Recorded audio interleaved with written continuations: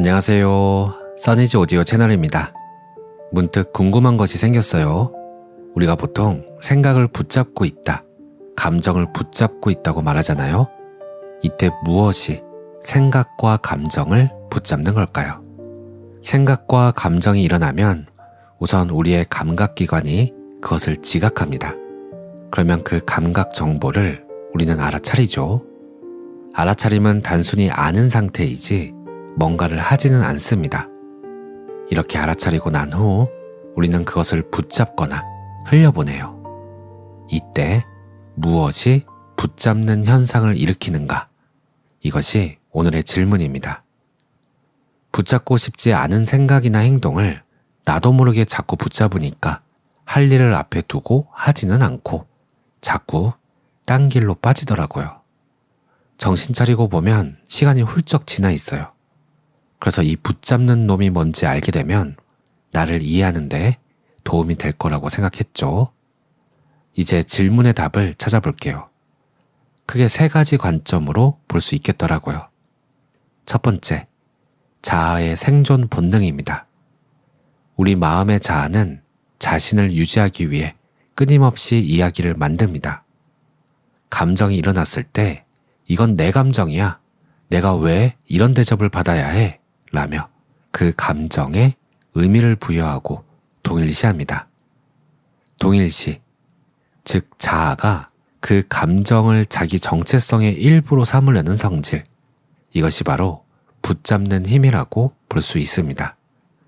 아무 자극도 없고 생각도 감정도 없어서 붙잡을 것이 아무것도 없다면 자아는 생존할 수가 없어요. 자아는 끊임없이 나의 것을 찾으면서 생존하려고 하는데 이 과정에서 뭔가를 붙잡는다고 느끼게 됩니다. 두 번째는 뇌과학적인 관점인데요. 감각이나 생각이 일어나면 이때 전두엽, 이성의 뇌가 개입해서 이건 중요한 거야 라고 판단합니다. 그러면 의지적 주의가 발동돼요. 의지적 주의는 특정 대상에 초점을 계속 맞추면서 에너지를 공급합니다. 다른 생각으로 넘어가지 못하게 막는 거죠. 세 번째는 습관적인 반응입니다. 불교 철학에서는 이를 상카라라고 부르기도 하는데요. 과거의 기억이나 습관에 따라 특정 감정이 일어나면 자동으로 그것을 되새김질하는 관성과 같은 겁니다. 붙잡는 주체가 따로 있다기보다는 강력하게 돌아가는 마음의 습관 자체가 붙잡는 행위, 그 자체가 되는 거죠. 정리하면 저는 할 일을 앞에 두고 자꾸 딴 길로 빠져 시간이 삭제되는 것에 스트레스를 받고 있었나 봐요. 그런데 자아의 본능, 뇌의 의지적 주의, 오래된 습관, 3가지 관점으로 살펴보니 그저 조건에 따라 작동하는 기계적인 반응일 뿐이었습니다. 생각이 일어나는 것도 자연현상이고 그것을 붙잡는 현상 또한 조건 반사였어요. 가만히 돌아보면 자꾸 딴 길로 빠질 때도 있지만 할 일에 완전히 집중하고 몰입할 때도 많았습니다. 오늘 이야기로 비추어 볼 때 더 중요하다고 판단했거나 더 재밌다고 느꼈던 것은 일부러 집중하려고 하지 않아도, 노력하려고 하지 않아도 저절로 몰입이 되었던 거죠. 자극에 대한 자아의 동일시, 중요하다고 판단한 뇌의 집중 기능, 재밌는 건 자꾸 하려는 오래된 습관이 어떤 일들은 자동으로 몰입하게 해줍니다.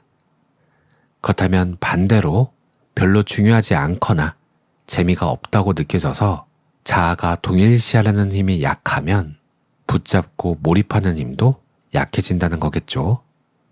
그럼 이렇게 생각해 볼 수도 있을 것 같아요. 삶에서 가장 중요하다고 믿는 것은 무엇인가? 대충 적당히 남들 듣기 좋은 것 말고 정말 내 삶에서 가장 중요하다고 믿는 것. 이것을 할 때면 늘 즐겁고 행복하고 몰입되는 것. 여러분은 언제가 가장 중요한 순간이자 가장 행복한 순간이라고 느끼시나요? 갑작스런 질문을 제게도 해보니까 쉽게 떠오르지가 않습니다. 쇼츠를 볼 때 물론 즐겁고 몰입은 되지만 행복하거나 중요하다고 느껴지지는 않아요. 돈을 많이 벌 때, 즐겁고 몰입되고 행복하고 중요하다고 느껴지지만 뭔가 빠진 듯한 느낌이 들어요. 뭘까요? 내 삶에서 가장 중요하다고 믿는 것. 지금 이 순간이라는 답을 내놓고 싶은 마음이 들지만 아직까지는 지금 이 순간으로 오는 것이 노력이 필요한 걸 보면 가장 중요하다고 믿지는 않는 것 같습니다.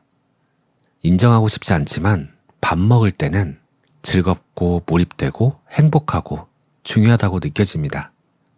밥 먹을 땐 쇼츠도 안 봐요. 저는 밥 먹는 게 제 인생에 가장 중요하다고 믿고 있는 걸까요? 하지만 가끔 밥 먹는 것도 있고 몰입될 때가 있어요. 영감이 쏟아지듯 떠올라서 글을 쓰거나 영상을 만들 때였죠. 글을 쓰거나 영상을 만드는 건 남들에게 보여주기 위한 것도 있지만 몰입되는 포인트는 내 안에서 떠오르는 것들을 글로, 영상으로 표현할 때 평소에 눈치채지 못했던 내 안에 있는 것들을 보게 된다는 점이었어요. 나를 알아갈 때 즐겁고 행복하고 몰입되고 뭔가 중요한 걸 하는 듯한 느낌이 듭니다. 어쩌면 그래서 지금까지 마음과 관련된 책을 읽고 영상으로 만드는 일을 하고 있는 걸지도 몰라요. 그렇다면 나를 알아간다는 것은 뭘까요? 살펴봤듯이 생존을 위해 필사적인 자아도 나고 뇌의 기능들도 나고 자극에 조건 반응하는 습관도 나고 몰입하고 좋아하고 행복해하는 것도 나입니다. 고정되어 있지 않고 변화하는 나죠. 그리고 이 변화하는 나가 생명력을 가지도록 배경이 되어주는 나도 있습니다. 어쩌면 이 모든 분리된 나를 통합하는 과정이 나를 알아간다는 의미가 아닐까요? 어쩌면 지금까지 저는 나를 더욱더 분리하고 나눠서 더 좋은 나만 가지려고 했을지도 몰라요. 싫은 나는 버려버리고요. 호킨스 박사의 책 놓아버림에서는 우리의 자아와 습관과 본능들을 없애버려야 할 적으로 보지 않습니다. 내 안의 두려움, 불안, 욕망 같은 생존 본능들은 사실 나를 보호하기 위해 열심히 작동하고 있는 에너지일 뿐이니까요. 놓아버림에서는 이것을 항복한다고 표현합니다. 패배해서 무릎 꿇는다는 뜻이 아니라 내 안에서 일어나는 기계적인 반응을 있는 그대로 인정하고 허용한다는 뜻이에요. 싫어서, 불안해서, 두려워서 없애려 하지 말고 따뜻한 눈으로 그저 지켜봐 주는 겁니다. 싸우지 않고 휩쓸려 행동하지 않고 그저 그 에너지가 다 타오르고 빠져나갈 때까지 가만히 길을 터주는 것. 이것이 놓아버림인 거죠. 이렇게 에너지가 빠져나가도록 놓아버리면 놀랍게도 에너지가 사라지는 것이 아니라 변형됩니다. 나를 조급하게 했던 두려움의 에너지가 나를 움직이게 하는 용기의 에너지로 변형되고 나를 산만하게 했던 욕망의 에너지가 진정한 몰입과 창조의 에너지로 변형돼요. 결국 나를 알아간다는 것은 내 안에서 서로 싸우고 미워하고 밀어내던 것들의 관계가 회복되는 것과 같습니다. 회복될 때 분리되었던 나는 하나로 통합되는 거죠. 그 회복의 방법은 그저 알아차리고 받아들이고 놓아주는 것이고요. 화해시키려고 애쓸 필요도 없어요. 그저 서로 싸우는 모두에게 사랑을 보내는 겁니다. 사랑. 어쩌면 나를 알아가는 것이란 나를 사랑하는 과정일지도 모르겠네요. 사랑할 때 우리는 회복되고, 사랑할 때 더 알아차릴 수 있고, 사랑할 때 받아들일 수 있고, 진심으로 사랑할 때 놓아줄 수도 있으니까요. 오늘은 여기까지. 오늘도 평안한 하루 보내세요. 감사합니다. 사랑합니다. 안녕하세요. 써니즈 오디오 채널입니다. 문득 궁금한 것이 생겼어요. 우리가 보통 생각을 붙잡고 있다, 감정을 붙잡고 있다고 말하잖아요. 이때 무엇이 생각과 감정을 붙잡는 걸까요? 생각과 감정이 일어나면 우선 우리의 감각기관이 그것을 지각합니다. 그러면 그 감각 정보를 우리는 알아차리죠. 알아차림은 단순히 아는 상태이지 뭔가를 하지는 않습니다.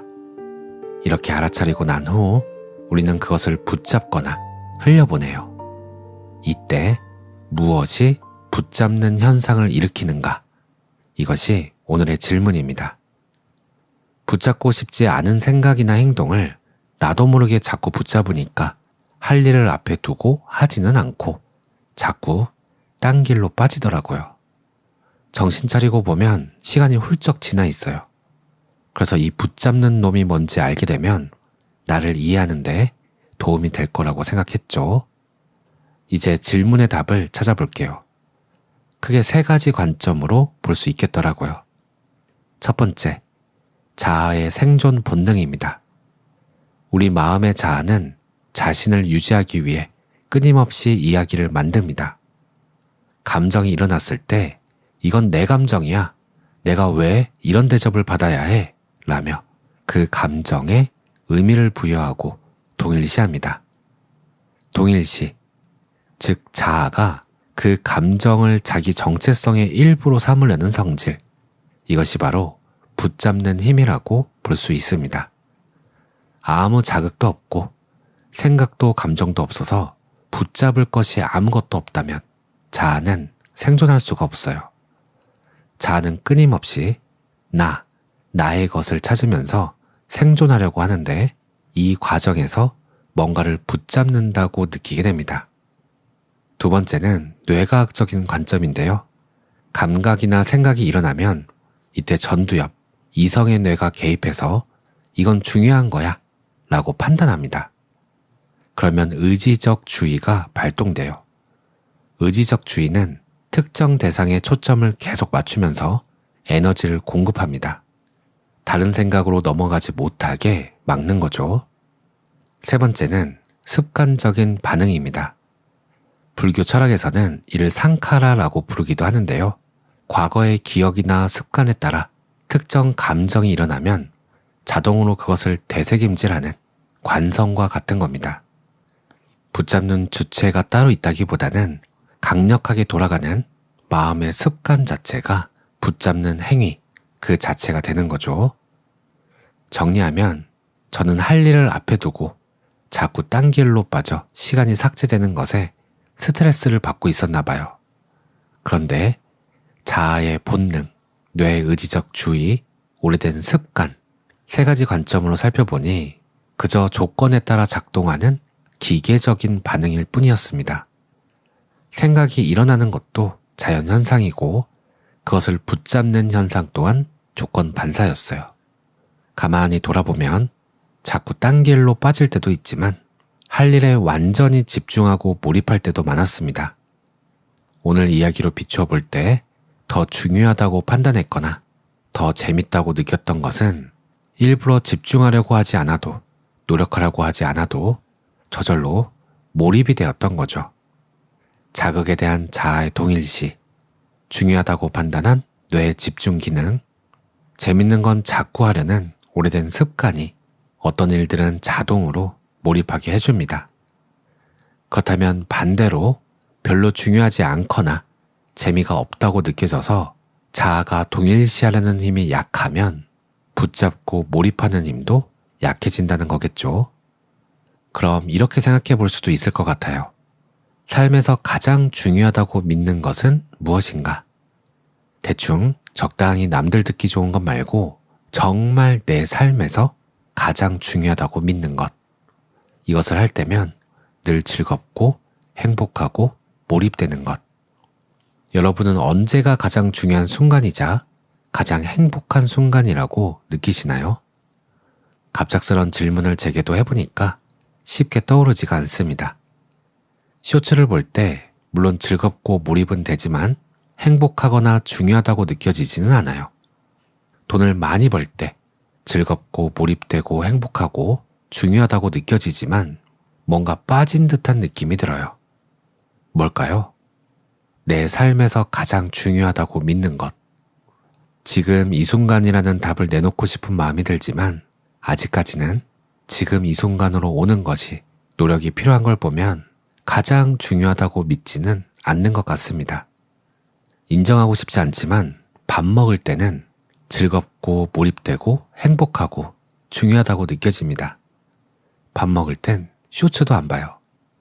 저는 밥 먹는 게 제 인생에 가장 중요하다고 믿고 있는 걸까요? 하지만 가끔 밥 먹는 것도 있고 몰입될 때가 있어요. 영감이 쏟아지듯 떠올라서 글을 쓰거나 영상을 만들 때였죠. 글을 쓰거나 영상을 만드는 건 남들에게 보여주기 위한 것도 있지만 몰입되는 포인트는 내 안에서 떠오르는 것들을 글로, 영상으로 표현할 때 평소에 눈치채지 못했던 내 안에 있는 것들을 보게 된다는 점이었어요. 나를 알아갈 때 즐겁고 행복하고 몰입되고 뭔가 중요한 걸 하는 듯한 느낌이 듭니다. 어쩌면 그래서 지금까지 마음과 관련된 책을 읽고 영상으로 만드는 일을 하고 있는 걸지도 몰라요. 그렇다면 나를 알아간다는 것은 뭘까요? 살펴봤듯이 생존을 위해 필사적인 자아도 나고 뇌의 기능들도 나고 자극에 조건 반응하는 습관도 나고 몰입하고 좋아하고 행복해하는 것도 나입니다. 고정되어 있지 않고 변화하는 나죠. 그리고 이 변화하는 나가 생명력을 가지도록 배경이 되어주는 나도 있습니다. 어쩌면 이 모든 분리된 나를 통합하는 과정이 나를 알아간다는 의미가 아닐까요? 어쩌면 지금까지 저는 나를 더욱더 분리하고 나눠서 더 좋은 나만 가지려고 했을지도 몰라요. 싫은 나는 버려버리고요. 호킨스 박사의 책 놓아버림에서는 우리의 자아와 습관과 본능들을 없애버려야 할 적으로 보지 않습니다. 내 안의 두려움, 불안, 욕망 같은 생존 본능들은 사실 나를 보호하기 위해 열심히 작동하고 있는 에너지일 뿐이니까요. 놓아버림에서는 이것을 항복한다고 표현합니다. 패배에서 무릎 꿇는다는 뜻이 아니라 내 안에서 일어나는 기계적인 반응을 있는 그대로 인정하고 허용한다는 뜻이에요. 싫어서, 불안해서, 두려워서 없애려 하지 말고 따뜻한 눈으로 그저 지켜봐 주는 겁니다. 싸우지 않고 휩쓸려 행동하지 않고 그저 그 에너지가 다 타오르고 빠져나갈 때까지 가만히 길을 터주는 것. 이것이 놓아버림인 거죠. 이렇게 에너지가 빠져나가도록 놓아버리면 놀랍게도 에너지가 사라지는 것이 아니라 변형됩니다. 나를 조급하게 했던 두려움의 에너지가 나를 움직이게 하는 용기의 에너지로 변형되고 나를 산만하게 했던 욕망의 에너지가 진정한 몰입과 창조의 에너지로 변형돼요.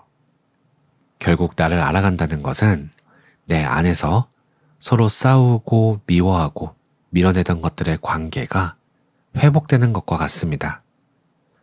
회복될 때 분리되었던 나는 하나로 통합되는 거죠. 그 회복의 방법은 그저 알아차리고 받아들이고 놓아주는 것이고요. 화해시키려고 애쓸 필요도 없어요. 그저 서로 싸우는 모두에게 사랑을 보내는 겁니다. 사랑. 어쩌면 나를 알아가는 것이란 나를 사랑하는 과정일지도 모르겠네요. 사랑할 때 우리는 회복되고, 사랑할 때 더 알아차릴 수 있고, 사랑할 때 받아들일 수 있고, 진심으로 사랑할 때 놓아줄 수도 있으니까요. 오늘은 여기까지. 오늘도 평온한 하루 보내세요. 감사합니다. 사랑합니다.